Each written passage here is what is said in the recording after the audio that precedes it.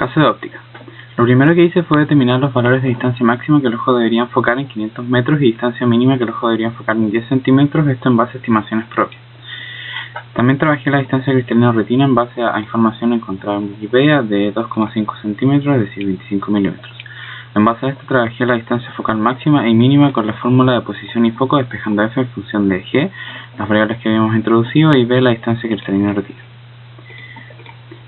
Con respecto a la patología del paciente, se define la distancia máxima que el ojo logra enfocar en 3 metros, esto en base a bibliografía que señala que la distancia que el ojo logra enfocar es menor a 6 metros para el caso de miopía y 40 centímetros para el caso de hipermetropía.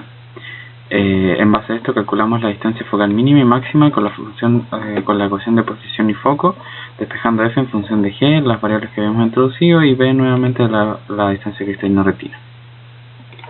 Las consecuencias de la patología se trabajaron también con la ecuación de posición y foco, despejando b en función de f, las distancias focales que habíamos definido anteriormente, y g los valores normales que el ojo debería enfocar, es decir, los primeros que introduje.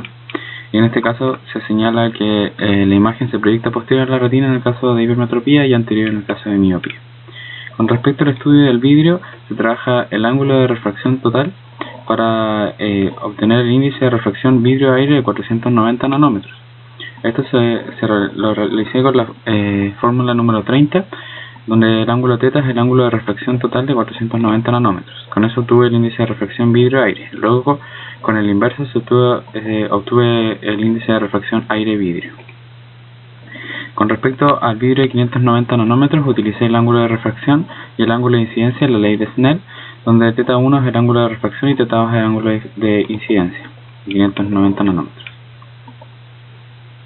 Posterior a eso, en la geometría del paciente con lentes se define el ancho del lente óptico de 1,5 milímetros y la distancia del cristalino lente óptico de 15 milímetros en base a estimaciones propias.